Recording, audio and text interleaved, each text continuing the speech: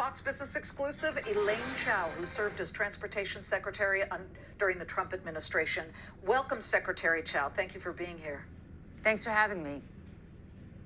Well, we've got this developing story out of D.C., but you having spent 4 years really scrutinizing the nation's infrastructure, you know, from where you stood at all those years, what would you say is the most urgent area or projects that need to get done? Well, you know, in lots of administrations, there's always a lot of attention paid to urban America.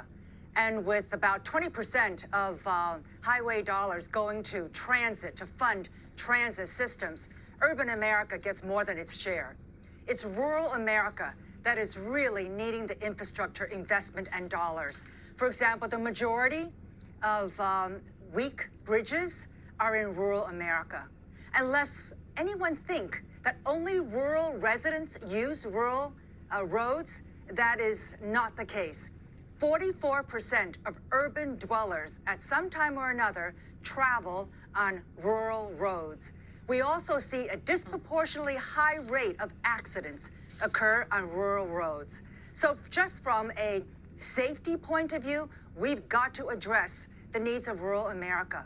But I don't think it's unreasonable for many of the senators to ask that there be a bill to exist before a vote be taken on that bill. So it's kind of difficult to decipher what the Democrat leader's strategy is, whether, you know, by calling for this vote that he knows is going to fail, is he really trying to put more pressure on the group of 22 bipartisan senators to come to writing an actual text of a bill, or whether he's trying to sabotage it?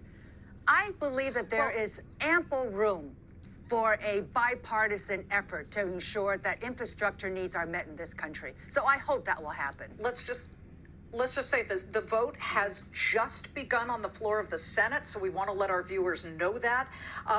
Putting aside the politics of all of this, and you talk about rural, the 10 states that spend the largest percentage of infrastructure back in 2019, the numbers that we have, Nebraska, Tennessee, North Dakota, South Dakota, Alaska, Hawaii, there's a lot of rural area there. So you do see that there's some spending going on, but I want to talk about But that's only 1 year. Yeah, but that's only 1 year. You need to take a look at also previous years. And traditionally, rural America has been seriously underfunded and overlooked. And one of the most important things that for all presidents lately, whether it was President Obama, President Trump, President Biden, is this push for rural broadband innovation, correct? That's a project that a lot of people want. As I hear it, 25 million Americans have no internet ability. And so we got to get them up to speed. And we've seen from the pandemic they need it. What kind of money can we get? What would be spending there? Because as, the bill, at least in the original form, has about $65 billion that would be targeted toward that. How do you pay for it? Well, I think there's widespread support for broadband, especially in rural areas as well.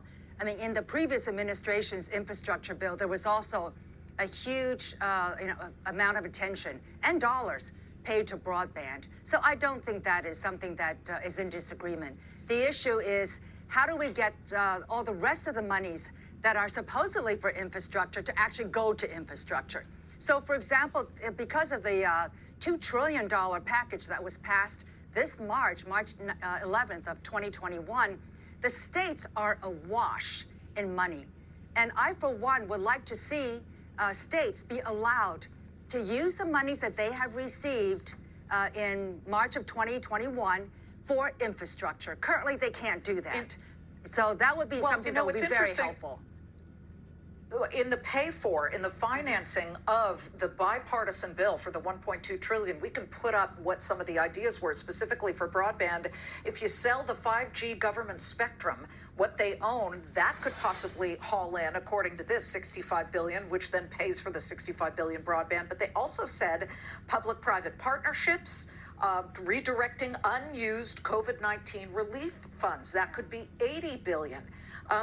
You know, we do have to figure out a way to pay for it. But on top of that, I know one of your passion projects when you were the Secretary of Transportation was looking into the possibilities around autonomous vehicles.